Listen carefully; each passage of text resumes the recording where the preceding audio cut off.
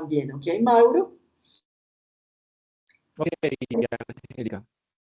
¿Me estás escuchando bien? ¿Nos estás escuchando? Te estoy escuchando perfectamente. Tú a mí.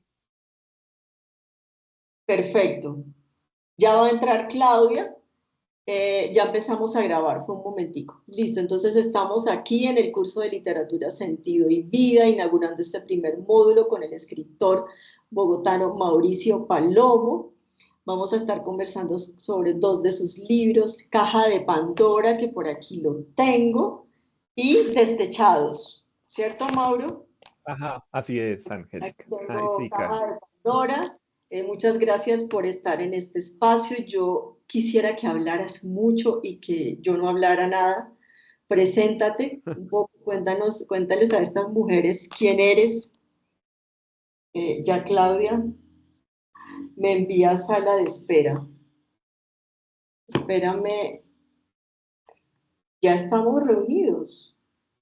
No quiero dejarla a ella por fuera. Si quieres te vas presentando. Cuéntales Bueno, qué buenas noches. has hecho. Em, pues bueno, mi nombre Mauricio Palomo Riaño. Tengo una formación en literatura en el pregrado desde una licenciatura y tengo una maestría en literatura también. A partir del año 2010, 2011, como que me empecé a creer el cuento de publicar lo que escribía. Venía haciendo un proceso de escritura durante todo el pregrado con muchos borradores, orientados siempre al género del cuento.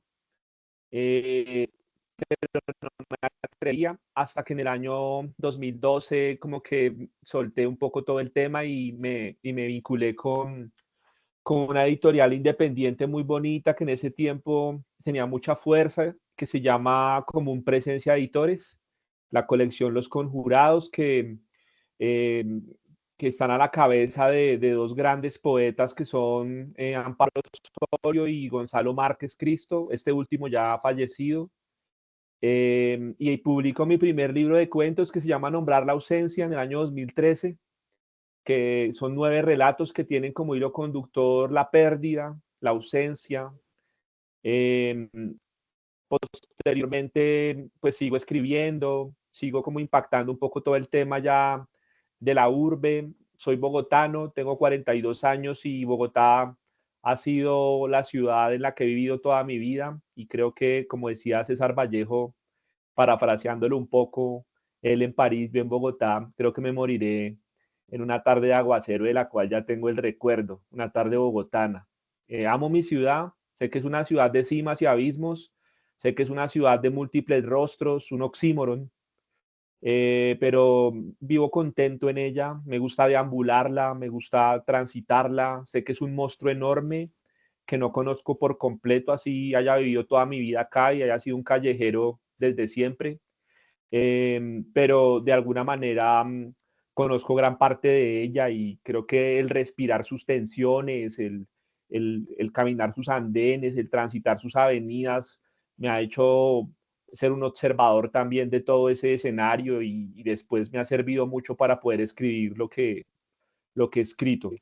Caja de Pandora, entonces, es el segundo libro que sale en el 2016, tiene 13 relatos y se publica con la editorial independiente Senderos Editores del gestor cultural Mario Torres y tiene como hilo conductor la ciudad de Bogotá. En los 13 cuentos está Bogotá de alguna manera palpitando. En unos con más fuerza, desde un espacio más como externo a los personajes, en otros prácticamente como una protagonista. Y en el 2000 publicó Destechados, que es el último libro de cuentos que tengo publicado, 13 cuentos también, con otra editorial independiente, esta vez de Antioquia, que se llama Fallidos Editores. 13 cuentos que tienen como hilo conductor la locura, el desteche, que significa que se nos ha corrido la teja, que se nos ha saltado el taco, que se nos ha estallado la pepa, coloquialmente hablando. Y entonces surge Destechados, que es el libro que como que rompe el dique un poco, y que hace que sea visible un poco más mi literatura, que antes era más underground, Es un libro que ya se visibiliza más, que tiene artículos en El Espectador, en El País, que tiene un par de cuentos en el Magazine Cultural del Espectador, bueno, ya como que impactando un poco más en la escena literaria, digámoslo, oficial, aunque nos falta todavía mucho camino para alcanzar esos nombres de los que ustedes yo creo que ya han escuchado mucho, que están posicionados en el escenario literario colombiano actual y que están pues en las librerías y que no necesitan promoción de lectura por sí solos porque ya la tienen, pues digamos, establecida. Seguimos trabajando en el año 2023, precisamente el año pasado. Luz Mari Giraldo, profesora, poeta, antologadora, se comunica conmigo y me solicita un cuento de Desechados para compilarlo en el cuarto tomo de los cuentos y relatos de la literatura colombiana, al lado de autores que ya son muy poderosos, compartir páginas con Mario Mendoza, con Jenny Valencia, bueno, con autores que yo leí en el pregrado, pues ya es un regocijo tremendo como escritor y que lo sigue a uno motivando para seguir escribiendo. Actualmente hay un proyecto ya nuevo, 13 cuentos, ese es el número cabalístico que tiene como hilo conductor la muerte y que va a ver la luz posiblemente el otro año. Pues en eso estamos y eso hemos hecho. Qué bueno, Mauro. Yo creo que como, digamos que aquí hay una persona, Andrea, espérate que también está. Ay, Andrea, eres tú. Ay, Andrea, eres... Estás dos veces. Listo, ya, perfecto. Bueno, como ellas te han leído, ¿cierto? Leyeron el cuento de Caja de Pandora. A mí me encantó, me encantaría, no sé si es un poco atrevido de mi parte pedirte que nos leas un poquito de ese segundo cuento de Despechados. Primero porque tú tienes una manera muy chévere de leer y es un cuento corto de Despechados. El cuento, para que empecemos por ahí, ¿te parece? Listo. Ellas han leído tus textos y yo quisiera que empezáramos por Despechados porque es un cuento que es casi como un monólogo nostálgico de los tiempos perdidos, ¿no? Sí. Y no sé por qué mientras lo leía dije, yo quiero decirle a Mauro que nos lea un poquito, para que también quede grabado un poquito, aunque sea la mitad del cuento y empecemos por ahí. Bueno, listo, vale. Voy a entonces a leerles, pero voy a leerles como la parte ya como final. Ujú. Este Lo que cuento es el quieras. que aparece en el Magazine Cultural del Espectador. Ajá, Está cuéntanos un publicado. poquito de ese cuento y empezamos por ahí. Bueno, este cuento surge, digamos que tiene un elemento autobiográfico marcado. Creo que este es mi desteche. Creo que dentro de los 13 cuentos, este es mi desteche. Pues me formé al calor del rock and roll adolescente. Cuando tenía 17 años, me veo como en retrospectiva con unas botas punteras, con un pantalón negro entubado, con el pelo largo, con las candongas así full glamero, influenciado por esas bandas de los 70s, de los 80s, que después murieron en el 90 por el grunge. Siempre me gustó mucho Cinderella, me gustó mucho AC/DC y iba a los bares. Antes existían más bares de rock and roll con pantallas gigantes en donde tocaban o donde cantaban las bandas de esos tiempos. Bares que se fueron agotando, que se fueron refundiendo entre las nomenclaturas de una ciudad como Bogotá, dándole paso pues a otro tipo de lugares de rumba que ya se han posicionado y que han como arrinconado un poco ese rock and roll que nosotros nos formamos generacionalmente. Entonces, este es un cuento que es como una especie de paseo al pasado que empieza realmente en un bar que yo denomino chaparrock, pero que también tiene un ejercicio intertextual con el gran autor Rafael Chaparro Madiedo, que es un autor que yo respeto mucho y que he leído y que he estudiado. y que me gustó mucho vincularme con él en la década del 90 cuando sacó Opio en las nubes y que ganó el Premio Nacional de Literatura en ese tiempo, en el año 92. Y es una novela que se ha vuelto una novela de culto entre muchas generaciones, sobre todo por la psicodelia, por el rock and roll, por el alcohol, por la noche. Entonces el bar se llama Chaparrock, pero finalmente es un homenaje a Chaparro Madiedo. No existe ningún bar, no existió ningún bar de mi adolescencia que se llamara así. Es un producto ficcional. Y entonces lo que hice fue vincularlo ahí como si fuera un lugar. Entonces el cuento empieza un viernes a las 10 de la noche, digamos que en un ejercicio de pasado del año 98 y después como que se remite nuevamente al 2018, 20 años después, cuando ya no está ese pelo largo, cuando ya no están esas candongas, cuando ya uno tiene que trabajar de 8 a 5 en una oficina y no, y no le tienen a uno el respeto pues por ese tipo de cosas, ¿no? De prendas, tiene uno que quitarse el arete, tiene que quitarse el pelo, bueno, todo este tema de vincularse uno con una sociedad que le exige a uno ciertas cosas para sobrevivir en ella.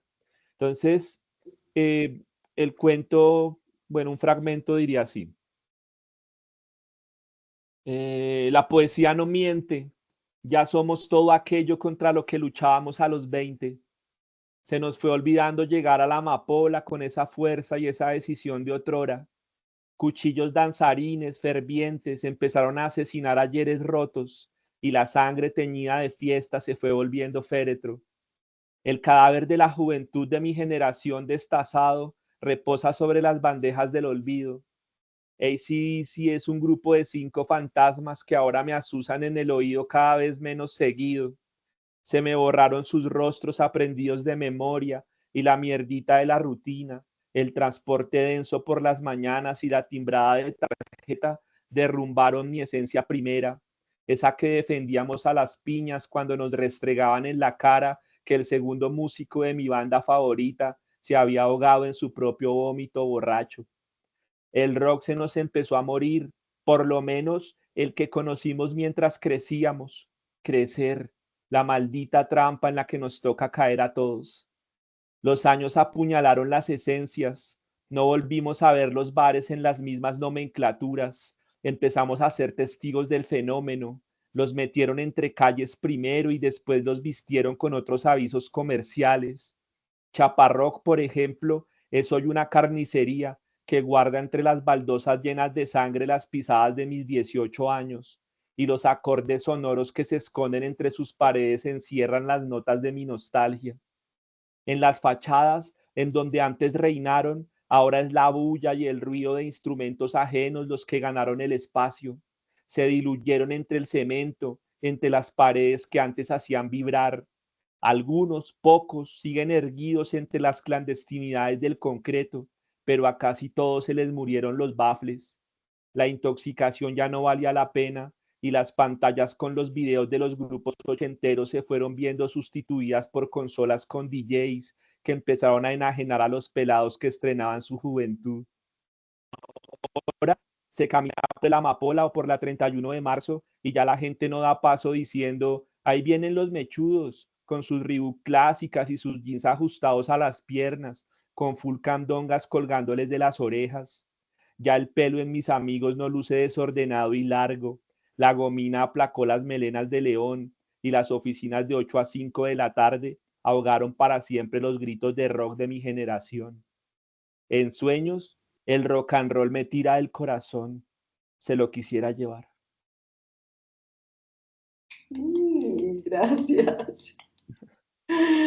Bueno, no sé si tienen preguntas, comentarios sobre este cuento, porque fue uno de los que pensamos leer. ¿Y este fue el que te publicaron con Luz Mary, Mauro?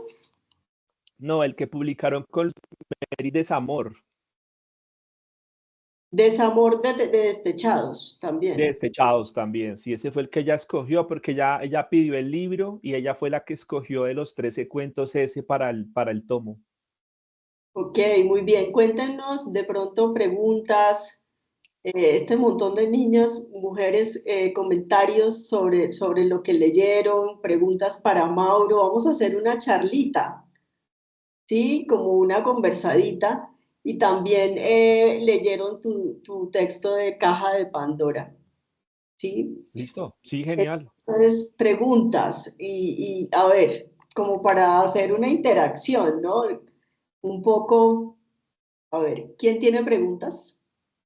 Destapen sus micrófonos, no tienen que hacer nada más. Bueno, hola Mauricio.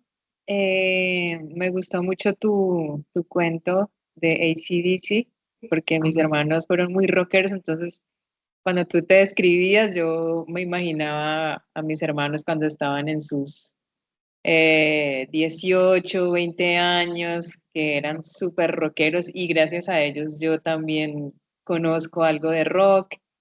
Em, y yo siempre, bueno, intento imaginarme en dónde transcurre toda esa historia. Chaparrock, yo decía, si fuera chapinero, sería chapirrock, pero no era chapirrock, era chaparrock. Y, y es verdad que les hacían calle de honor cuando pasaban los mechudos. Pues a veces las pintas de ciertos amigos, digamos que nosotros íbamos a esos bares siempre como en combos. Entonces nosotros, yo recuerdo mucho que éramos 5 amigos que siempre nos reuníamos para ir a esos bares y pues habían unas pintas pues bien interesantes. Yo no sé si ustedes han visto esos glameros de, por ejemplo, los de Cinderella o los de Nazareth, por ejemplo, bandas así. Emulábamos un poco ese tipo de vestires, que ahora pues obviamente uno ya se los encuentra demasiado poco. Entonces, dependiendo la potencia como con la que uno pisaba los andenes, como que veía a la gente como que lo miraba a uno, ¿no? Como que el bicho raro, como que el que no está, como la esfera en un mundo de cuadrados, ¿no? Y los vendedores ambulantes, digamos que también estaban ahí alrededor de los bares, y como que lo miraban a uno como con ese tipo como de hacerle el corrillo, de hacerle como hágale, hágale pelado, qué chévere como se ve, bueno, etcétera. Entonces éramos como eso que dicen esas bandas de ska ahora, esos como esos malos bichos, como esos bichos raros. Nos gustaba sentirnos bichos raros, pero no lo hacíamos para, no sé, como para brindar la imagen a la gente, que, que el rock and roll constituyó para nosotros en la adolescencia y en la primera juventud un estilo de vida que nos salvó también muchas veces de otro tipo de lugares, ¿no? De estar vinculados con la esquina, en el barrio o en el parque, con la gente la cuadra. Creo que el rock and roll, como la literatura en mi caso, me sirvieron mucho para muchas cosas que yo creo que a esta altura de la vida yo digo que me la salvaron en muchos escenarios, ¿no? Yo me imagino de no haber estado en esos bares de rock and roll en los viernes o los sábados en la noche, que hubiese estado haciendo y dónde hubiera estado metido. Entonces creo que el rock, yo no sé, no es un ejercicio como de pose, sino que creo que el rock and roll tiene unas esencias interesantes que también pues tienen que ver con un crecimiento ontológico en uno, ¿no? Como un ejercicio de formación también, que obviamente, por ejemplo, la calle o el barrio popular no le da a uno, porque yo crezco en barrio popular. Entonces, creo que va por ese lado el tema, más allá de la imagen y del corrillo, es la esencia interna que pues caracteriza al rockero, ¿no? Al rockero nostálgico ahora, porque yo creo que no he dejado de ser rockero. Sí, me imagino. Mauro, ahora se me ocurre una pregunta un poco como por qué la ciudad como espacio narrativo. Sí, ¿dónde empiezan a hacer esa inquietud, no? Porque creo que es una elección en ti muy clara y has sido como muy constante con ella, ¿no? La ciudad como espacio narrativo para tu literatura.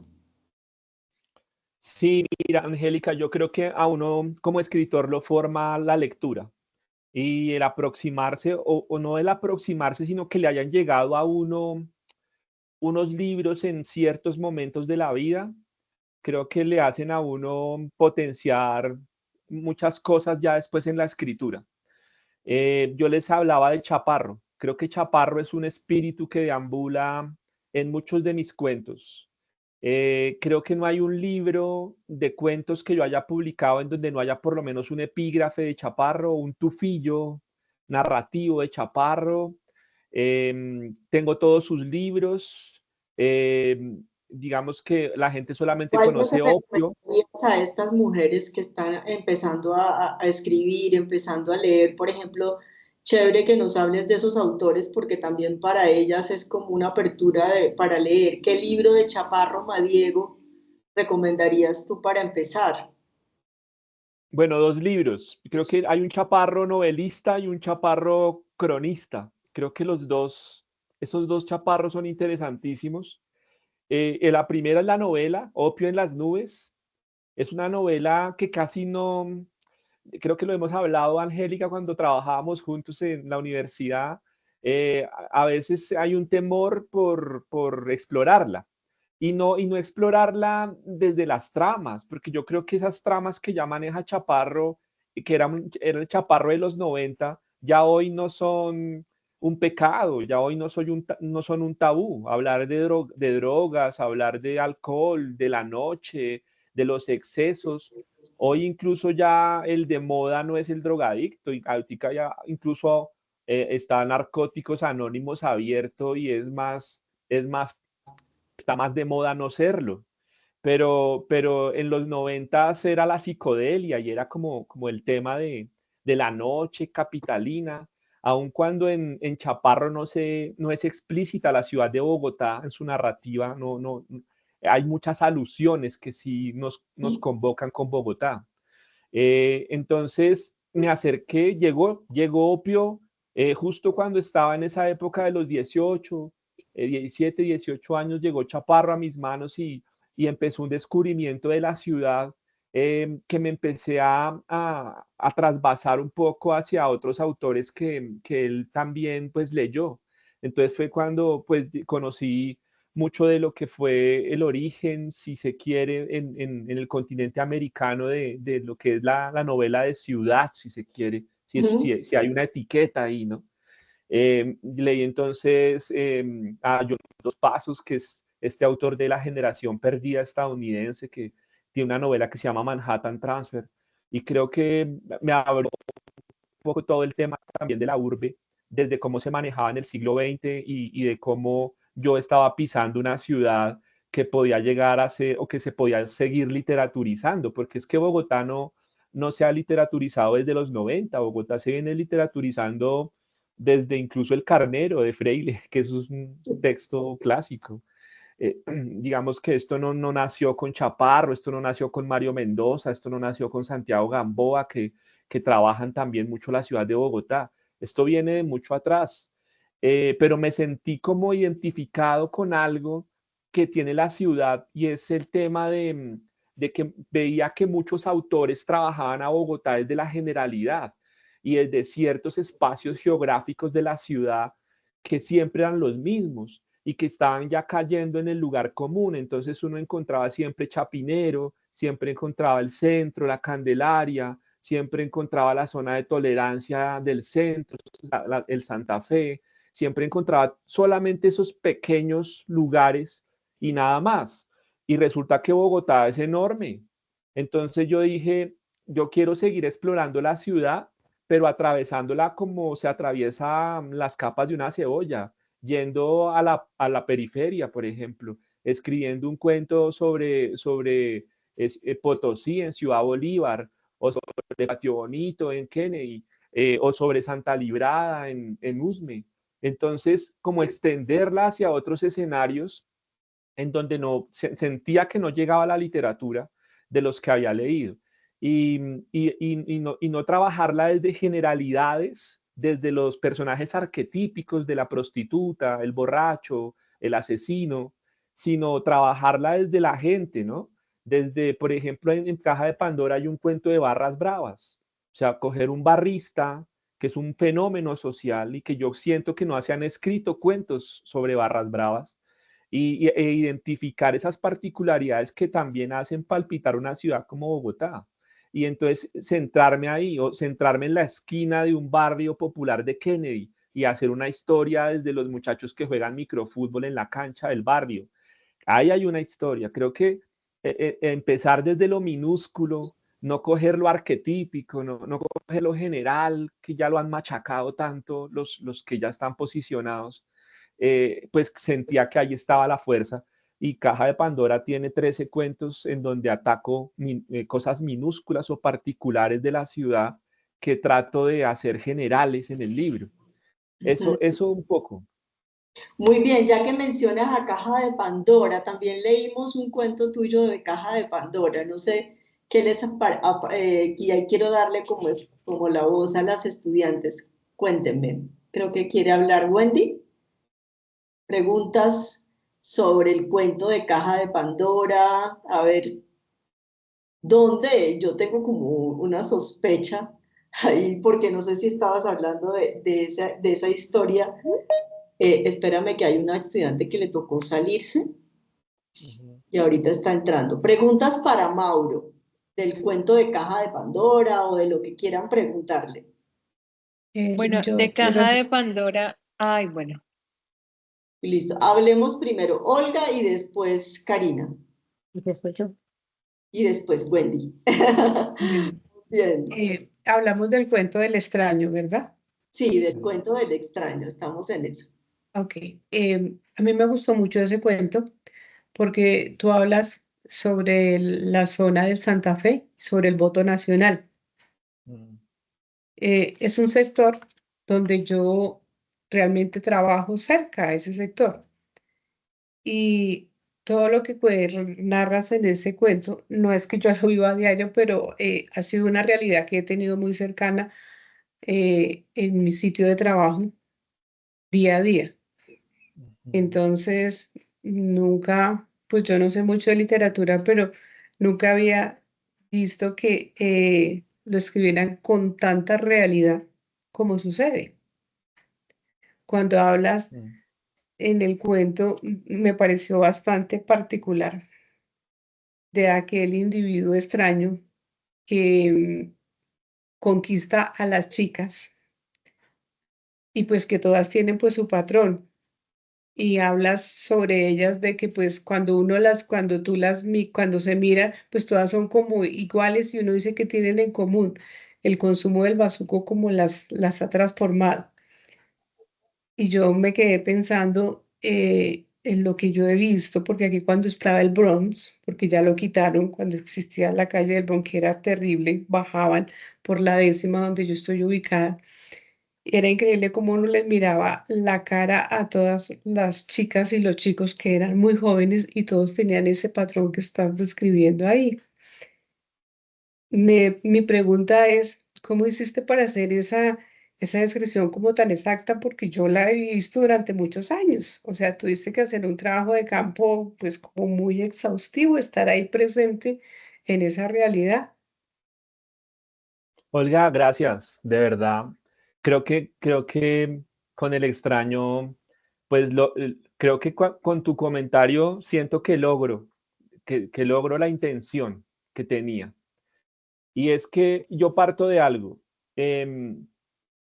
Escribir literatura en el género del cuento, que es en el género en el que yo me he enfocado. Yo incluso no quiero escribir otro género más. Me parece que el cuento es exuberante. Mis libros de cuentos están determinados por una distancia, si ustedes los ven, de años. O sea, para que Caja de Pandora haya surgido, pasaron 4 años después de nombrar la ausencia. Y esos 4 años consisten en un trabajo de investigación. Creo que la literatura tiene que ver con una investigación previa de lo que uno va a escribir. Listo, tengo la idea, pero no me puedo sentar acá a escribirla meramente al azar como vaya emergiendo. Escribir un cuento a veces tarda mucho tiempo, meses, años, ¿sí? En donde uno hace precisamente eso que tú estás diciendo. Yo no soy un escritor de apartamento, yo no soy un escritor de balcón, Yo no soy un escritor del que ve la realidad por la ventana y mira qué es lo que pasa allá afuera, no. A mí me gusta caminar y sentir las tensiones de mi ciudad.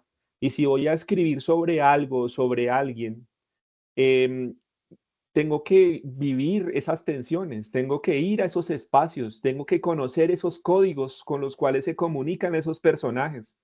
Tengo que inventarme todo ese tipo de elementos ficción, realidad, ese matrimonio que no puede desligarse. Entonces, claro, tú hablas del Bronx, yo hablo digamos, en términos ya coloquiales de la llamada letra. Le decíamos vamos a la letra o vamos a la L. Y la L que ya no existe, era un callejón en forma de L mayúscula que me caminé unas 4 o 5 veces, no con la necesidad de ir a consumir, no, sino con la necesidad de ir a observar, de ir a mirar qué pasaba allá, cuáles eran esas palpitaciones internas que vivían esos personajes, mirarle los rostros, detallarles las miradas, mirarle la desesperación por ir a consumirse una pipa o un canuto, investigar los códigos, cómo se llama cuando ellos carburan el bazuco antes de fumárselo, por qué le viven pidiendo cigarrillos a todo el mundo y llenando cajas de fósforos de ceniza, precisamente para que carbure la pipa y puedan fumarse el pipazo del bazuco con más intensidad. Todo ese tipo de elementos como una esponja, como una esponja. Obviamente no me internaba solo, me internaba con gente que conocía, que pues consumía y nos íbamos pues de tránsito por la L y salíamos. Y me daba cuenta de algo que me parecía terrible, pero que también me parecía fascinante dentro de la dinámica social que se vivía en esos lugares. Y era que la zona de la L como tal no era una zona peligrosa, porque al cliente Mm, lo cuidaban allá, lo cuidaban. O sea, uno ujú, no puede ir a acabar con el cliente, al cliente toca cuidarlo. El problema eran las zonas externas, cuando ya tú salías. Ahí sí había un montón de gente que estaba dispuesto como a acecharte. Es una zona geográfica difícil, la desmantelaron, pero eso no ha hecho más que extender las zonas de tráfico y de microtráfico a otros lugares de la ciudad. O sea, eso de que la L no existe y ya se acabó, no quiere decir que se haya terminado, sino que lo que se ha hecho es que se ha extendido ese fenómeno a otros lugares de la ciudad con cosas más convulsas incluso. Entonces sí viví, sí sentí el miedo, me gusta sentir las tensiones, porque después vengo a escribir y siento que los personajes son más verosímiles, que las acciones son más creíbles, diferente a si lo leo en un periódico, diferente a si lo leo en internet, diferente a si me lo cuenta alguien. No, yo voy y siento. Y cuando uno siente la tensión, después viene y la escribe porque puede uno describir perfectamente la emoción que sintió estando ahí. Ahora, ese es un cuento que me toma mucho más tiempo que los otros porque también me tocó leer artículos periodísticos, ver noticias. Esto fue algo que le dio la vuelta al mundo. Esto fue una Sí, noticia. es que yo ahí era que yo quería preguntarte, ahora sí meto yo la pata, porque yo creo, Mauro, cuando lo estaba leyendo, que eso fue una noticia, que es este señor de Monserrate que Sí, llevaba a las mujeres y las asesinaba allá. sí, correcto. Ese O es sí, sea, el llamado monstruo de Monserrate. monstruo de Tenemos Monserrate, nuestro propio monstruo. mm, Sí. claro, Y claro. es, Yo enseguida me la pillé, sí, pero claro, yo sin conocer muy bien la historia, ¿no? Es, Sí. una, es un asesino serial sui generis, porque es un asesino serial de costales y carretas.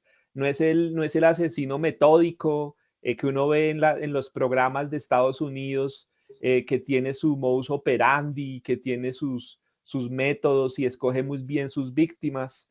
No, este es un consumidor de bazuco absoluto que vivió en la localidad de Octava de Kennedy mucho tiempo, en el barrio Roma, y que en el colegio era un muchacho díscolo y que finalmente se fue de la casa porque ya los papás no se aguantaban que se perdieran las cosas porque él las iba y las vendía para fumar.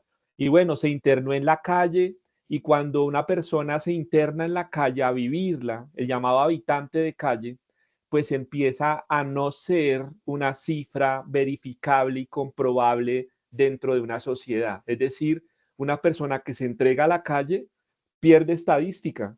O sea, cuando uno, y por eso es que este sujeto funciona como asesino serial, por nada más. Y es por la siguiente razón. Una persona cuando se va de la casa, la familia prácticamente lo olvida, ¿sí? Es un NN, empieza a ser un mugrecito de la ciudad. Qué pena ser tan directo, pero empieza a no ser en una sociedad.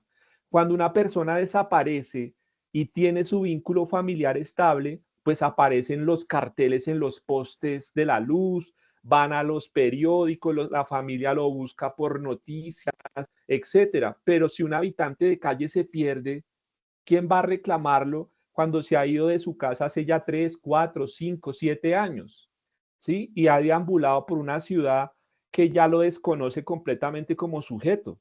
Entonces, claro, a este tipo le funcionó eso porque las víctimas de él eran habitantes de calle, mujeres habitantes de calle, a las que una familia no las iba a buscar porque ya las había perdido hace mucho tiempo. Entonces, por eso le funcionó. Por eso fue asesino serial. 25 víctimas comprobadas le alcanzaron a contar. No se sabe si fueron más porque no se dimensiona. El tipo también tenía un trastorno, una patología también bien fuerte ya. Y lo que hacía era convencerlas de que las llevaba a su cambuche que quedaba en las faldas del cerro de Monserrate, y les proponía que ya tenía bazuco para darles. Y con esa artimaña se las llevaba y las mujeres que se resistían a la parte sexual, que después era la que venía del consumo, pues entonces él las asesinaba. Y ahora está pues obviamente pagando pues todos sus crímenes. Pero fue una noticia que le dio la vuelta al mundo.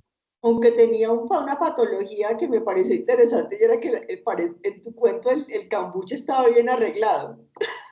Sí, sí, sí, él tenía una cosa, yo lo leí en ciertos artículos, tenía una cosa como dentro de todo ese desorden mental y de excesos por una droga que pues es una droga maldita, el bazuco es una droga maldita.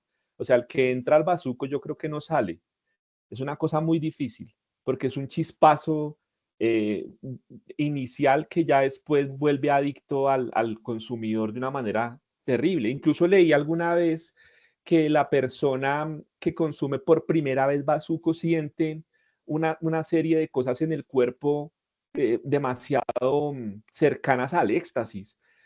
Pero eso solamente pasa en la primera vez que consume. Ya después se vuelve adicto, es tratando de volver a encontrar eso que en la primera vez se encontró y ya no lo encuentra. Y por eso se vuelve adicto y la pipa y la pipas artesanales que ustedes de repente pueden encontrar en ciertas zonas de la ciudad botadas. Es decir, es un ejercicio bien difícil entrar a esa droga porque creo que no se sale.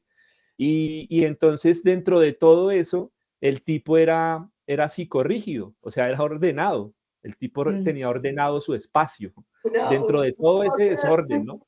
Un toque del psicópata también, ¿no? El tema de los... Sí, y terrible, ¿no? Entonces yo lo que hice fue tratar como de darle voz a una habitante de calle que se llama Clarice, que es un personaje ficcional, pero que al escuchar códigos y saber cómo eran, cómo se comunicaban, entonces como que le di voz y se sintió muy creíble, ¿no? Yo no le podía dar diálogos elaborados literariamente a personajes que, pues, por lógica en la dinámica de sus días no los tienen, ¿sí? Por eso a veces el cuento en ciertos diálogos es tan brusco y tan gráfico y tan directo y como tan transgresor. A veces la gente dice, uy, ¿eso es literatura? Sí, pues es que eso es literatura ya, ¿no? Ya no estamos en el siglo XIX, en donde se hablaba de la poesía y del embellecimiento del lenguaje y Sí. no sé, y una noche toda llena de perfumes, de murmullos y de música de alas. La Ya ciudad estamos en el siglo XXI, entonces toca botada comunicarnos. de Ángel Rama ya murió. Estamos en Sí, otro momento distinto, ¿no? Donde las estéticas y los lenguajes son diferentes, ¿cierto? Y por Sí, eso la ciudad ha tomado tanta relevancia en la narrativa, ¿verdad, Mauro?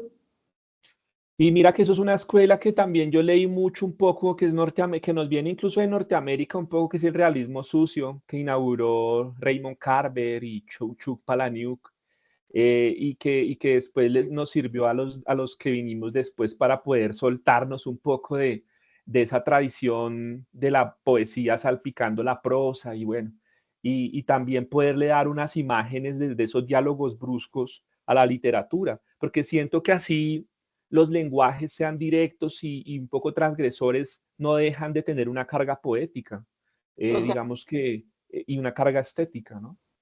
Perfecto. Tenemos preguntas aquí en fila, ¿cierto? ¿Quién seguía? Os perdieron ya. Olga, Wendy. Teníamos, ya pasó la pregunta, no importa, Hola, comentarios, lo que quieran. no, yo creo que seguía otra compañera, pero bueno, Mauricio, gracias por contar lo que de otra manera uno no se enteraría, ¿cierto? Conocer una realidad que es tan cruda, pero que es, ¿cierto? Y, y bueno, y lo que hemos aprendido en el curso es que es una narrativa simple, que también puede llegar a estilos poéticos, puede llegar, pero también es muy coloquial, ¿cierto?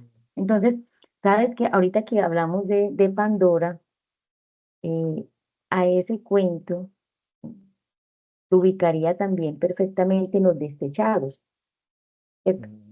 Entonces, cómo incluso los dos libros se conectan y siguen hablando de esa realidad. Entonces, yo diría, listo, en Los Despechados, pues hubiese puesto este, pero realmente el hilo conductor sigue, ¿cierto?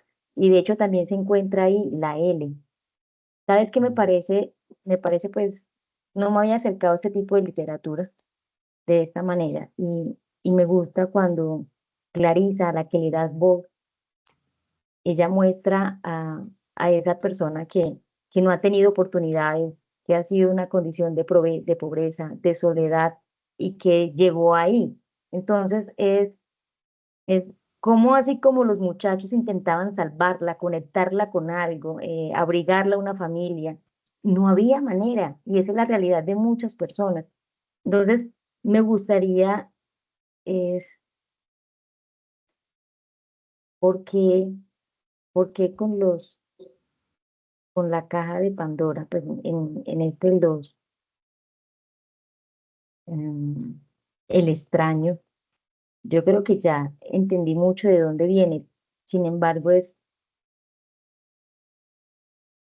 conocer cómo, ¿por qué lo ubicaste ahí? Ellos son despechados, o sea, todos los personajes, uno no los agarra a nada. Y cuando habla de Sí. despechados, también hablaban de no solamente el despechado físico, sino emocional, espiritual, el despechado en todos los sentidos. Entonces, un poquito que me cuente sobre esa ubicación y sobre esa conexión, ¿cierto? Y también cuando, cuando hablabas del otro cuento, crecer, la maldita trampa que nos toca caer a todos. Y yo ahorita veo a Mauricio, lo veo grande, grande porque entiende la realidad, grande porque tiene una cosmovisión diferente, grande porque nos cuenta, grande porque vuelve la literatura sencilla, ¿cierto? Entonces, ¿por qué una trampa? Es un poquito más sobre esto. Súper, Wendy, gracias. Eh, yo creo que cuando uno va escribiendo, se va encontrando como con una serie de umbrales que lo conducen a uno a seguir haciendo cosas frente precisamente a esos umbrales que uno se encuentra escribiendo. Y tienes toda la razón. En Destechados podría haber cabido perfectamente el extraño. De hecho, hubiera sido un destechado absoluto, superlativo dentro del libro.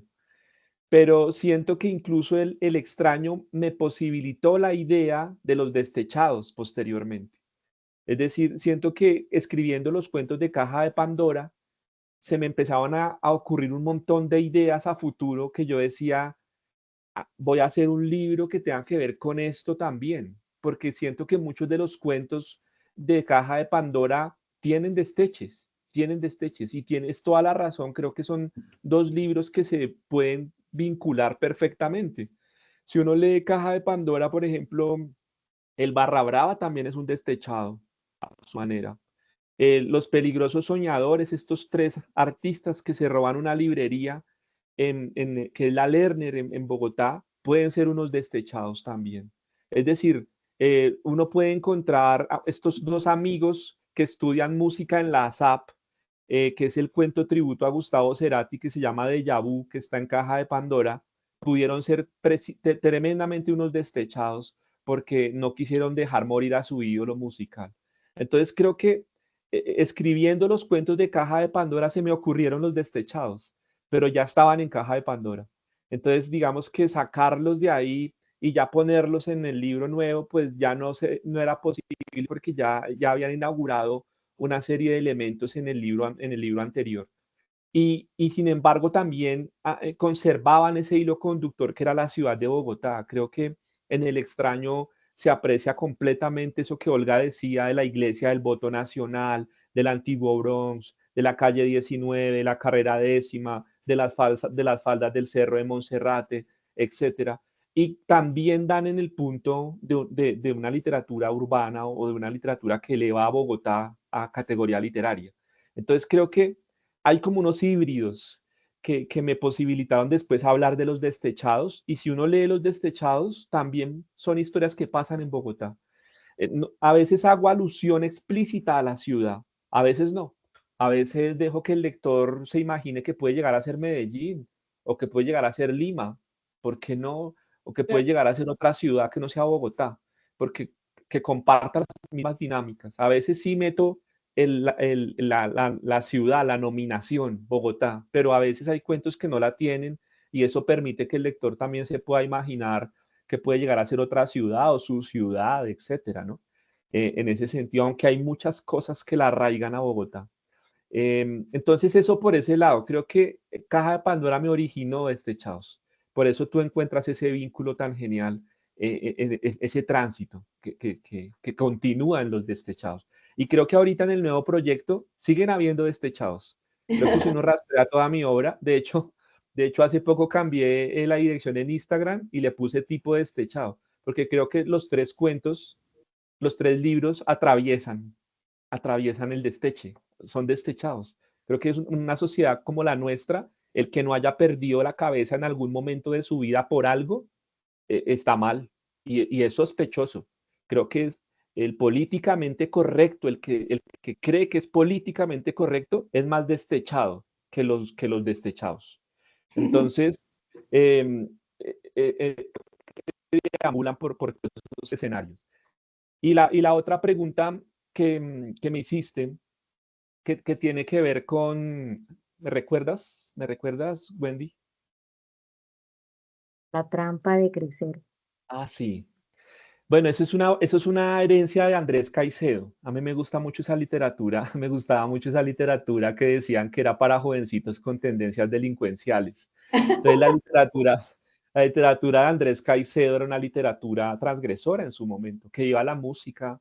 Es una novela que fue muy aporreada por la crítica porque decían que tenía unas formas en la escritura que no eran de un escritor consumado, pero si se va uno adentro de la novela encuentra un montón de elementos literarios maravillosos, que sí, que Andrés se suicida a los 25 años y que si hubiese seguido vivo habría podido escribir un montón de cosas maravillosas, sí, es posible, como es posible que no. El caso es que nos dejó una novela genial, siento yo, con un ritmo trotón, con un desclase no solamente en las formas, sino en los contenidos, con un personaje maravilloso, femenino, y con una serie de personajes adicionales que no son otra cosa que el mismo Andrés Caicedo. Porque si uno mira a María Ángela es Andrés Caicedo, si uno mira a Ricardito el Miserable es Andrés Caicedo, si uno mira a Ruby es Andrés Caicedo. Él le genera a sus personajes todo lo que es él. Y en que iba la música hay un fragmento alusivo a la trampa de crecer. Y yo lo digo porque mira que es curioso. Yo soy profesor ahorita de cuarto de primaria. Yo le enseño a niños español y literatura. Eso es bellísimo, porque yo pasé de la universidad de enseñar a personas en literatura, carrera de literatura, a enseñar a niños de cuarto grado que tienen entre 9, 10, 11 años. Y me he dado cuenta de unas exuberancias tremendas que tienen los niños que no tenemos los adultos.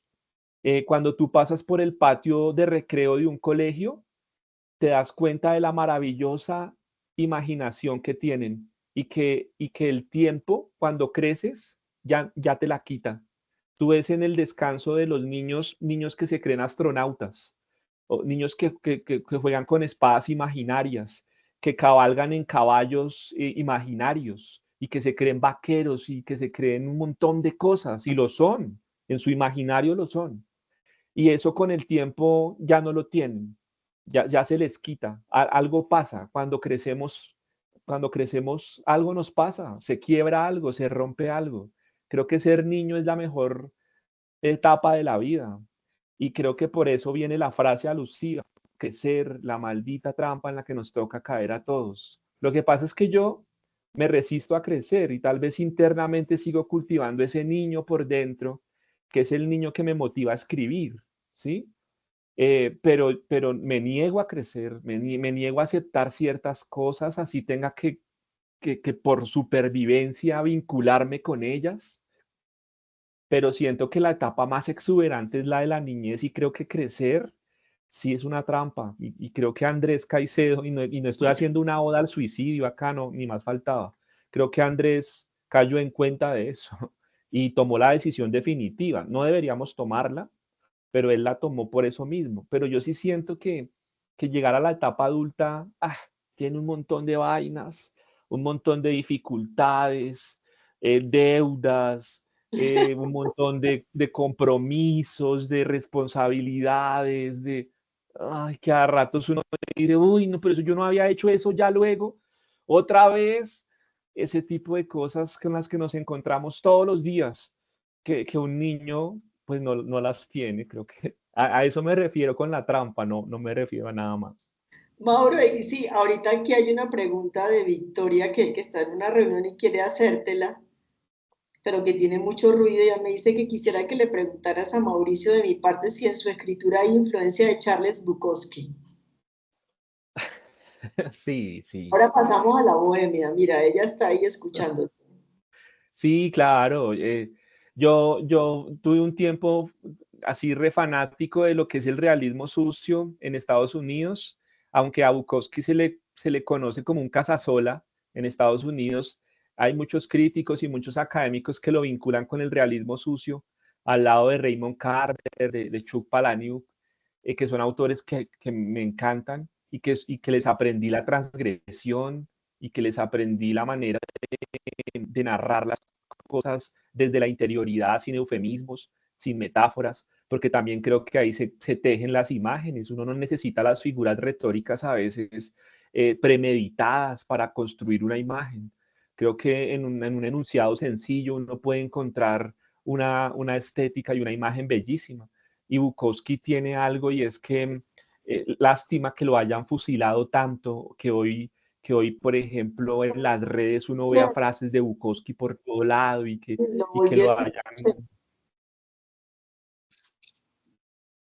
sí, que lo hayan enviado un poco que lo hayan condenado un poco a ese fusilamiento de enunciados que Bukowski pues tiene, ¿no? En ese sentido. Pero siento que le aprendí lo directo, creo que el lenguaje gráfico, pero que también la fuerza poética, porque creo que mis cuentos no dejan de ser poéticos, creo que en mis cuentos la prosa está salpicada de poesía y la fuerza, ¿no? La fuerza semántica que tiene Bukowski y los temas que aborda Bukowski, pues son temas que también me gusta abordar en mi tiempo y en mi espacio. Wow, muchos autores, ¿no? Hablamos ya de todos esos autores. tú que ya hablaste de Andrés Caicedo, porque como estas niñas están también aprendiendo, conociendo autores y todo, entonces aquí tienen una gran bibliografía sobre la ciudad y sobre cómo narrar la ciudad, ¿no? Mm. Desde esas voces divergentes, marginales también en la literatura, ¿no? Muy bien, ¿alguna otra pregunta? ¿Quién más? A ver, ¿quién? Yo tenía. Lucía. Hola Mauricio. Bueno, mi pregunta viene más a como a dos de tus personajes que exploras en el extraño y en el desamor, pues que son como estos personajes como grises que tienen como estos matices pues un poco macabros dentro de sí. Pero pues en una de las historias es más de explorarlo desde la perspectiva de otras personas y cómo lo ven como el extraño desde lejos. Y ya en el desamor es más desde su propia perspectiva y de sus sentimientos. Y pues quería saber un poco cómo qué te lleva a qué te atrae a estos personajes grises y en qué momento decides desde qué perspectiva tomar es la forma en el que ocupan el espacio y tus historias.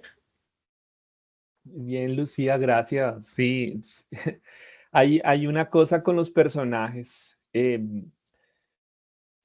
Yo digamos que hay un autor capital en mi vida, que es como mi piedra angular, que se llama Edgar Allan Poe, el gran romántico norteamericano.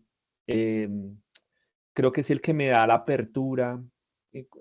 Yo me veo a mis 11, 12 años empezando una vida lectora con una colección muy bonita de un autor que se llama R.L. Stein, y la colección se llama Escalofríos. Es una colección bellísima de terror para niños. Y empiezo yo a vincularme con la lectura por esa colección, y cuando casi que me la devoro completa, porque estaba vinculado a bibliotecas en ese tiempo, empiezo a tratar de buscar otros autores que puedan llenarme esa, como ese vacío que tengo frente a ese género que amo, que es el terror. Y empiezo a encontrar a Poe y me encuentro a Lovecraft y me encuentro a Nathaniel Hawthorne, a Washington Irving, y ya en el siglo XX a Stephen King, por ejemplo, eh, eh, que, que, que trabaja el horror ya en la literatura. Y empiezo a casarme con esos personajes que en estos autores no son grises, sino que son negros, son oscuros, son mucho más densos. Y entonces me encuentro después con otro género. Hay dos géneros que me embriagan en la literatura y que mi biblioteca está prácticamente casi llena de ellos. Y el otro es el género negro, que es el género policíaco, el del detective. Y entonces empiezo con el mismo Poe, porque Poe es el primer autor que se inventa un detective de policía en la literatura, que se llama Auguste Dupont, y que está en cuentos como La carta robada o Los crímenes de la calle Morgue o El misterio de Mary Roget. Y él es el primer autor que se inventa un detective de policía, y después ya vienen otros autores ya más reconocidos como Arthur Conan Doyle, que se inventa Sherlock Holmes, que es un caso atípico en la literatura porque es el único autor al que su personaje lo ha sobrepasado. Conocen más a Sherlock Holmes que a Arthur Conan Doyle, que fue el que lo creó. Y entonces ya después me encuentro con ese género negro acá en Latinoamérica, con autores como Mempo Giardinelli, por ejemplo, el argentino, o como Rubén Fonseca, el brasilero, como Paco Ignacio Taibo II en México. Y entonces ese género negro policíaco me ayuda a sopesar los personajes y a pasarlos a un gris. Entonces como que ese es el equilibrio. Y me caso entonces con personajes grises. No todos mis cuentos terminan trágicamente. Ustedes dirán que soy de la herencia shakespeariana, que todo lo termina en tragedia, o en fatalidad, o en muerte. Eh, Lo que pasa es que en sociedades tan violentas como la nuestra, creo que es lo que hay, ¿no? Yo me afilio a un movimiento que se llama el hiperrealismo. Yo lo que hago es literatura de la realidad. Eso es lo que yo hago. O sea, yo no soy un autor de literatura de fantasía o de literatura de distopía en el futuro o de tiempos futuristas o un autor de arcaísmos, sino soy un autor de realidades actuales. Y todos mis cuentos giran en torno a cómo parto de una realidad y la vuelvo literatura. Eso también se lo aprendí a Laura Restrepo en un ensayo bellísimo que se llama Niveles de realidad en la literatura de la violencia en Colombia, y ella dice ahí que cuando una realidad elaborada se transforma, se vuelve literatura. Entonces lo que yo hago es tomar la realidad y la acompaño con ficción. La ficción puede estar en un personaje, puede estar en una voz narrativa, puede estar en un espacio que me invento, puede ser en un tiempo diferente al tiempo en el que ocurrió el hecho, etcétera. Ahí ya le estoy vinculando ficción y lo estoy alejando de la crónica, porque la crónica también tiene una manera de narrar distinta, un poco más directa, más, de un ritmo más puntual, más preciso, que llega al punto final. El cuento tiene más matices. Entonces ahí es donde surgen los personajes un poco ya de lo oscuro al gris, y son personajes que están atravesados por tragedias personales. Eh, en Desamor, si tú me lo preguntas, Lucía, y voy a ser muy honesto con ustedes, es un drama personal.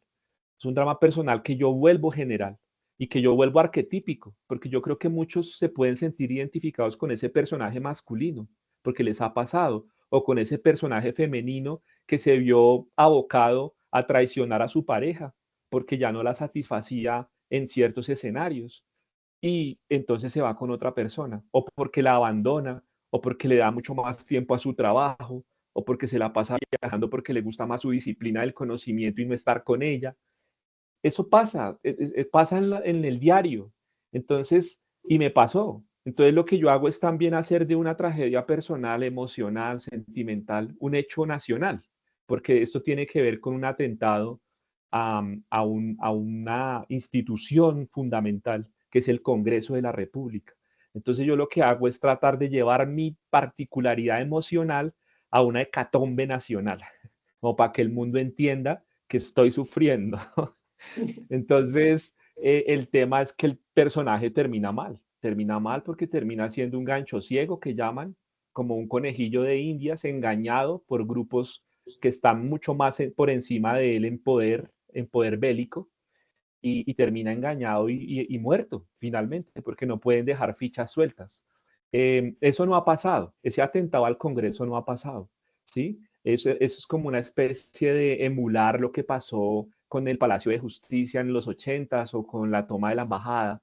Eh, y, y no sé, tampoco quiero ser un profeta, no quiero que mi literatura sea profética y que de repente alguien diga, eso ya lo habían escrito y mire, ya como que se estaba urdiendo eso.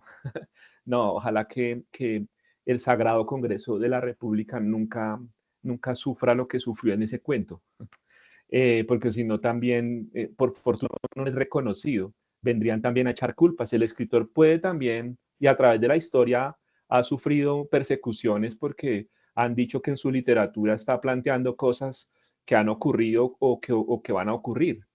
Entonces surge todo de ahí. Mira cómo tu pregunta me lleva a influencias, me lleva a personajes que son grises, Lucía, siento yo, porque son grises a veces las realidades que nos tocan en nuestra sociedad o en una ciudad como Bogotá, que aunque amo, estoy completamente convencido de que es terrible y que es infame, así como también es hermosa y es exuberante. Creo que es una ciudad de antónimos, de cimas y abismos. Y pues yo rompo también con la tradición de los cuentos de hadas, ¿no? Nosotros, o sea, ah, estamos en una sociedad actual en donde a veces pues no hay finales felices, y el escritor a veces tiene que hacer el trabajo sucio también de decir, venga, mire, es esto, y no puede pasar que quede vivo, porque es que en la realidad no queda vivo, yo no puedo engañar a usted. Y si a usted pues de repente no le gustan ese tipo de escenarios, pues digamos que hay otras autores y otras estéticas, pero yo trabajo esas en particular, que hacen que los personajes sean grises. Aun cuando, si se leen los cuentos completos, hay cuentos bellísimos, hay cuentos de amor tremendos también, en donde los personajes quedan ilesos, en donde hay esperanza, en donde hay posibilidad también. Es que calan más los trágicos. No sé, hay algo también en uno como lector, como que le gusta ese elemento ahí. Un poco perverso, ¿cierto? Un tipo de situación perversa que nos encanta leer las tragedias, Sí. ¿cierto? Más si están cercanas. Mauro, bueno, ¿quién más? Nos has contado tantas cosas, nos has dado tantas cosas. Wendy, Angélica, quiero hacer, pues como, de acuerdo a lo que has conversado, hay también como unos personajes que se contraponen, ¿cierto? En los cuentos. Por ejemplo, cuando hablas de la nostalgia, siempre aparece otra figura que es de autoridad, de seguridad, que debe ser ruda o que se espera que no tenga comportamientos desviados, sino políticamente correctos, ¿cierto? Entonces aparece el de la aduanas, en la L también aparece un investigador que pide la baja y dice definitivamente, es como esos personajes los pones a conversar que son polos opuestos. Y también en la otra realidad también aparece otra figura. Entonces es, ¿cómo pones a conversar esos personajes? Los contrapones y por qué esa intención, o sea, o cuéntame un poquito más sobre eso. Mira que es interesante eso porque yo siento que esos personajes todos emergen de un mismo nicho. Si yo pongo a conversar un consumidor de sustancias alucinógenas con un policía y me pongo a rastrearles el pasado, prácticamente están saliendo casi que del mismo barrio. La figura de autoridad y la figura que se supone que es normativa también viene del mismo vecindario a veces. Cuando estábamos adolescentes y cuando estábamos jóvenes, prestamos servicio en la fuerza pública y algunos compañeros y algunos amigos hicieron el curso de policía y se metieron a la otra orilla y después le daban bolillo a los mechudos que iban a robar al parque, que éramos nosotros. Entonces era el mismo amigo que se había formado con nosotros jugando micro en el parque o jugando ponchados en la cuadra, que se había cambiado al otro lado. Creo que juego con personajes que finalmente vienen del mismo lugar, que parten del mismo lugar de enunciación, pero que las realidades que les tocó vivir los llevaron a unos espacios a desempeñar unos oficios que pues en mi caso particular ya subjetivo no me dicen nada, pero que a ellos en ese momento, sea por la razón que sea, pues significaron el todo. Tengo amigos en la policía, por ejemplo, aun cuando tengo cierta resistencia con ciertas cosas de la institución. Entonces, es genial ponerlos a charlar en un cuento. De hecho, en Caja de Pandora hay un cuento que se llama La Banda también, y precisamente habla de cómo un coronel de la policía se encuentra con su enemigo del barrio y se retrocede unos 20 o 30 años porque este sujeto resulta siendo uno de los cabecillas de una de las bandas más temibles de raponeros de la décima, que eso también fue un hecho que ocurrió, y venían del mismo barrio los dos. Entonces, ponerlos a conversar y a charlar en un cuento, pues me parece interesante, me parece que también es una toma de posición crítica frente al sistema y frente a cómo a veces nos agredimos con gente que es del barrio y de nosotros mismos, de nuestra misma esencia, que no tiene sentido, que nos matemos entre nosotros cuando somos o como cuando provenimos de los mismos espacios o de los mismos lugares o de las mismas formaciones a veces. Y no solamente eso, sino que también es una realidad que ocurre allá afuera. Em, Cuando trabajo en instituciones educativas, y te confieso esto también, a veces me la llevo mejor con los guardas de seguridad y las señoras de servicios generales que con los mismos compañeros que estudiaron en la universidad una carrera. Creo que a veces nos hace falta acercarnos como a esas naturalezas humanas de los otros, que no son tan distintas a las de nosotros. O sea, a veces creemos que porque estamos en un lugar o en un espacio de confort o en un oficio que es diferente o que de repente puede ser superior al del otro, pues estamos por encima de ellos. Y yo no lo veo tan así, no me gusta ser, o sea, me gusta que prevalezca el concepto de alteridad. Eso me parece muy lindo, el concepto del otro. Y creo que en los cuentos esos otros se unen. Y parece una mezcolanza loca, pero es una mezcolanza que en la realidad es bastante probable que se dé. Muy bien. Gracias, Mauro, por responder todas las preguntas con tanta amplitud, por contarnos tantas cosas. Creo que ha sido como una reunión muy completa. No sé si hay alguna pregunta, comentario final para ir cerrando. Quería preguntar, profe, Margot, claro. escuchándolo hablar de que se inspira, bueno, ahí va la pregunta. Lo escuché hablar de la realidad, ¿no? Y me hizo pensar en Gabriel García Márquez, que me gusta mucho. Él habla de o todo el mundo habla de él, de un realismo mágico. Y siendo de la costa, sé que hay muchas historias que parecen mágicas, pero son reales, siendo que están muy bien contadas por el autor. Entonces mi pregunta es, ¿qué lo motiva? ¿Qué lo motiva? ¿Qué lo inspira a escribir? Tengo un pedazo de la respuesta, pero quisiera escuchar la totalidad. ¿Cómo se inspira para escribir? Gracias, Margot. Tú hablas de García Márquez y también me da un montón como de elementos, ¿no? Em, es curioso, voy a decírtelo, tanto en el pregrado como en la maestría, mis tesis fueron sobre obras de García Márquez. En el pregrado analicé la hojarasca y en la maestría analicé los cuentos de los funerales de la mamá grande.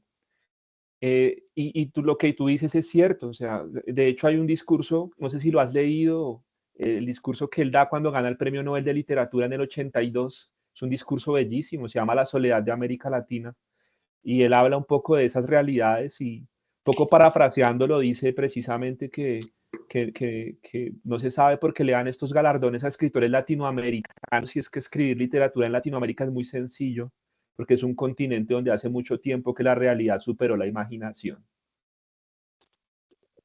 Es una cosa tremenda. Tenemos más realidades que ficción. O sea, los europeos, viene un suizo acá y uno le cuenta que una persona se encontró a la Virgen María en el cuncho del café. Para nosotros es una realidad como colombianos, pero para el suizo eso es un elemento de la ficción absoluto. Es decir, tenemos un montón de cosas que nos hacen muy particulares.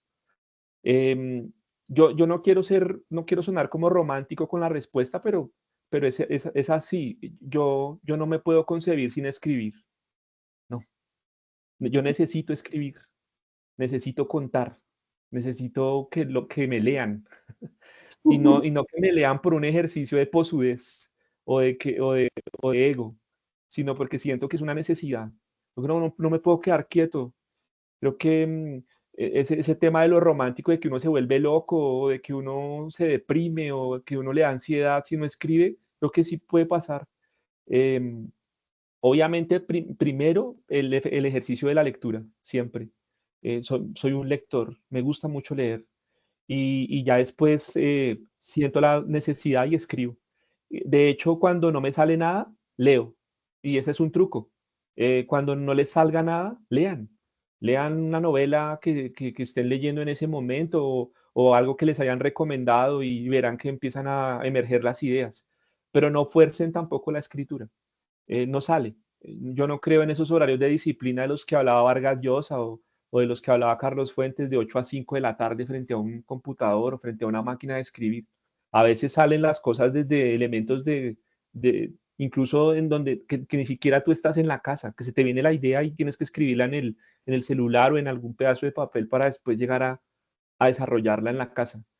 Creo que la condición humana también me hace escribir. Creo que ver el problema del otro, y poderlo contar y después decirle, mire, escribí sobre lo que usted me dijo. Creo que ayuda también un montón de cosas. Hay un cuento en Nombrar la ausencia muy duro, el primer libro. Es un cuento que se llama 17 respuestas y es una historia de feminicidio, de feminicidio de un esposo que le quita la vida a su esposa de 20 años de casados y se la quita por una infidelidad que ella comete. Y esa historia me la contó mi mamá. Un día llegó de trabajar llorando y me dijo que a su compañera de trabajo la había matado su esposo. Y esa historia me caló tan hondamente que yo dije, yo tengo que escribir. O sea, yo todo esto tengo que escribirlo. Ese tipo de cosas me parece que me mueven, que me mueven y me conmueven. Todo lo que me conmueva lo tengo que escribir. Es como una necesidad, ¿sabes? Cuando uno ya se vincula con esto, la literatura deja de ser un oficio, una profesión y se vuelve también un estilo de vida. Y uno no se puede concebir de otra manera sino haciéndola o tratando de hacerla, porque yo creo que seguimos aprendiendo todos los días. A mí me falta todavía un montón de cosas y de lecturas para poder seguir haciendo escritura. Bueno, yo creo que está fantástica esa respuesta para ir cerrando, Mauro. No sé si alguien quiere comentar algo más, pero esa era la pregunta final, como que enganchó perfecto para terminar esta charlita contigo, ¿cierto? No sé si alguien quiere comentar algo más. Wendy va a decir algo, ¿no? Muy bien. Mauro, muchas gracias. Yo quiero como que les cuentes a ellas dos cositas, cómo te contactan, tus redes, que también tienes una biblioteca para vender. Cuéntales un poquito cositas para irte despidiendo y que no se vayan sin ti y sin tu contacto. No sé, por dónde quieres que te puedan seguir, cómo pueden conseguir tus libros, bueno, todas esas últimas cositas ya finales. Cuéntanos. Gracias, Angélica. Sí, estos avisos parroquiales importantes. Son muy importantes, por supuesto. Eh, bueno, primero tengo un proyecto, es un canal de YouTube que hacemos con un amigo que se llama César Eduardo Gordillo y el canal se llama Entrevisajes, Visajes con V. Ojalá se puedan suscribir. Hacemos entregas cada 15 días y tenemos un invitado siempre al cual pues indagamos. Es un canal de promoción de lectura. De Es un lectura. Y canal, ahí aparecí yo, hablando de Juan sí, Carlos Onetti. perfecto. Ahí está Angélica en una Vamos de a, las entregas, por si la quieren vamos a- ver. vamos a tener una sesión en la segunda parte sobre Juan Carlos Onetti. Maravilloso. Eh, Tuvimos un entrevistaje con Angélica de Juan Carlos Onetti, tuvimos un entrevistaje con Enrique Rodríguez también, con Dafne. eh, bueno, ahí tenemos unas 35 entregas. La última salió hace como 2 días, entonces para que puedan de pronto suscribirse y estar viendo pues los programas, no duran 20, 25 minutos la entrega. Tenemos una editorial con Enrique Rodríguez y la editorial se llama Proyecto Dafne Rus.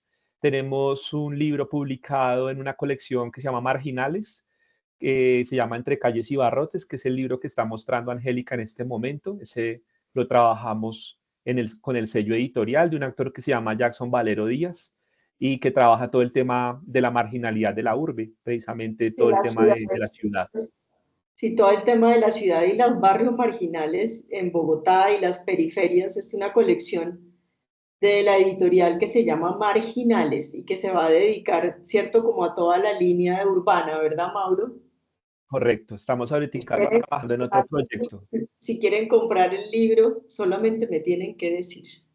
Correcto, ese es el libro Entre Calles y Barrotes, ese es el proyecto editorial con Enrique, ese es otro.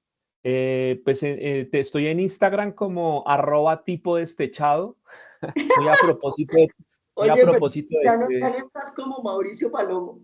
no, ya no, porque me di cuenta, incluso Wendy me lo confirma hoy, que toda mi literatura está atravesada por desteches.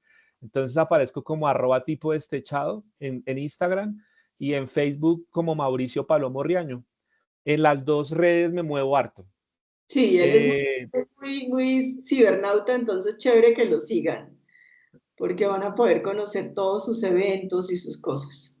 Correcto. Y tenemos un proyecto de librería virtual que se llama Final del Juego. Está también en Instagram, Final del Juego.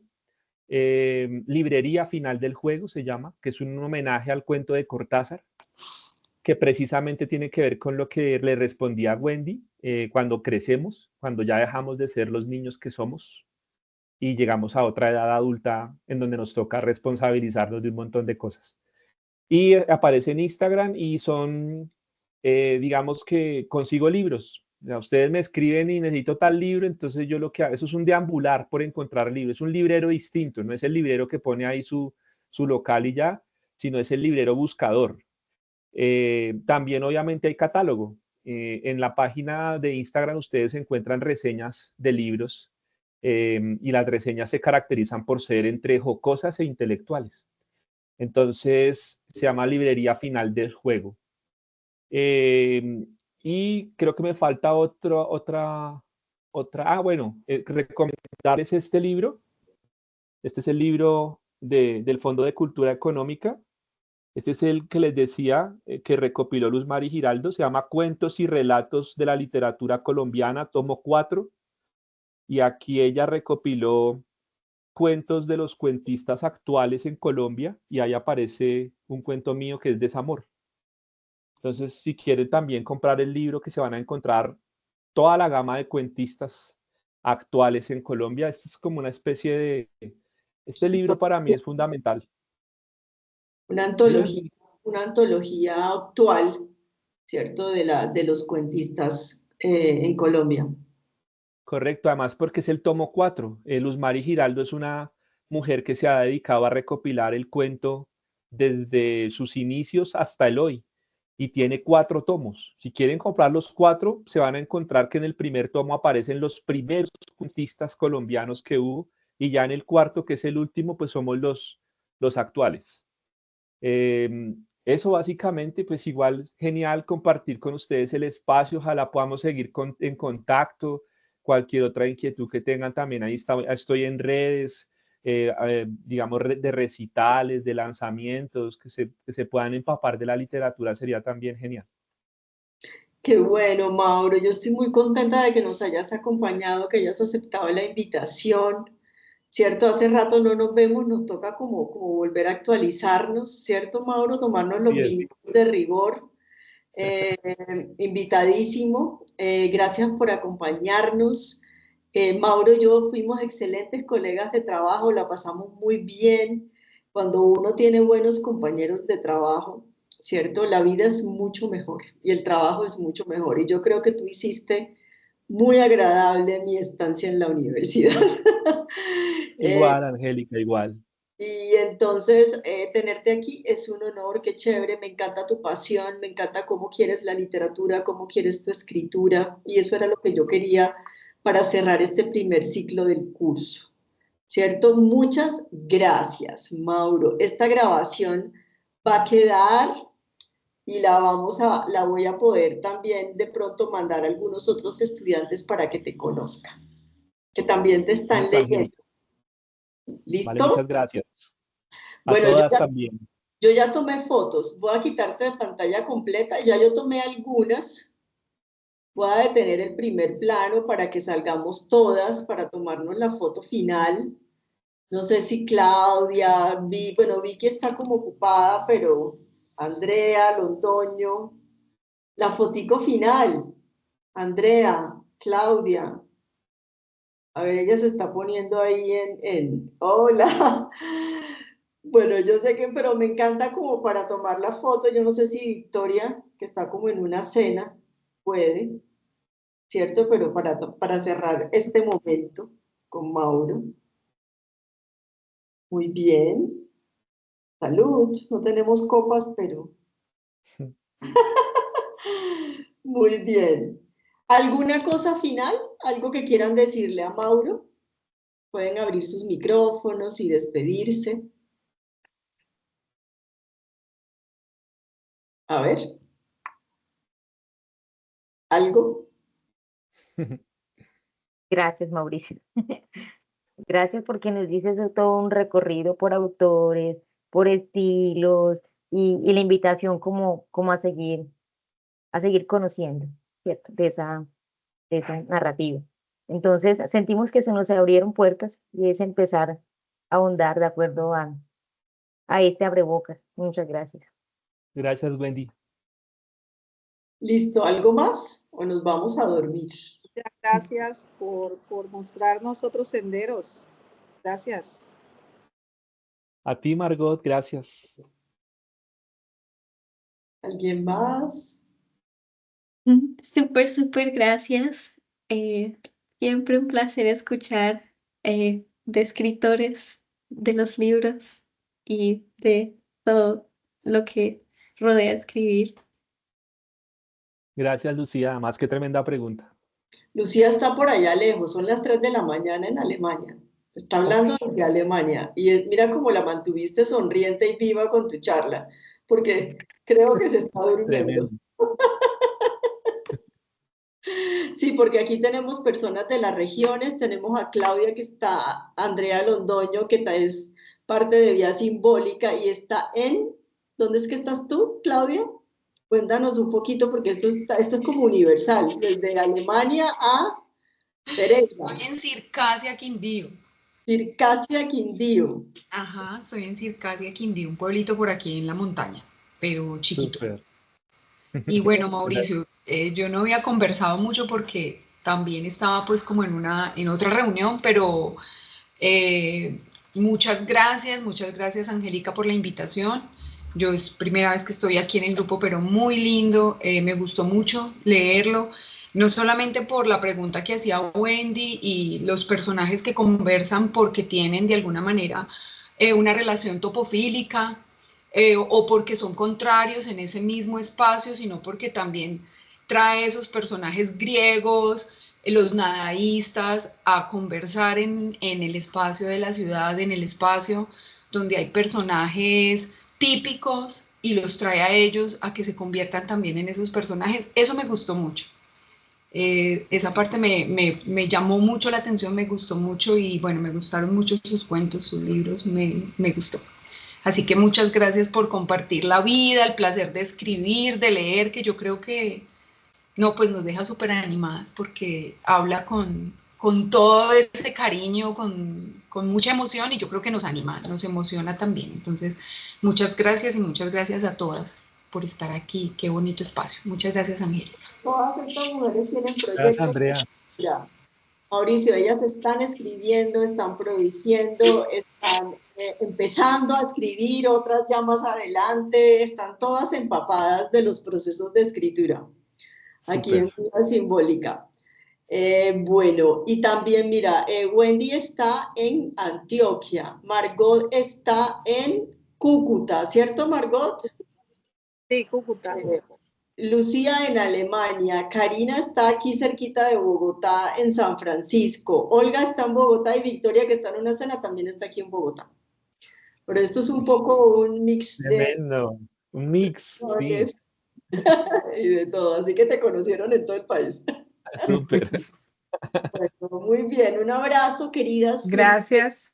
El próximo, nos vemos, Claudia también va a participar del curso de la otra semana, ¿verdad, Claudia? Ella es nuestra nueva compañera.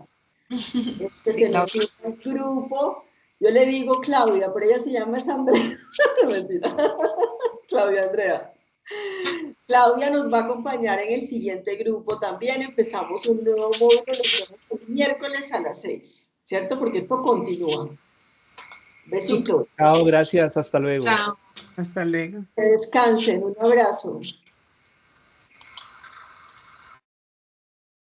Oh.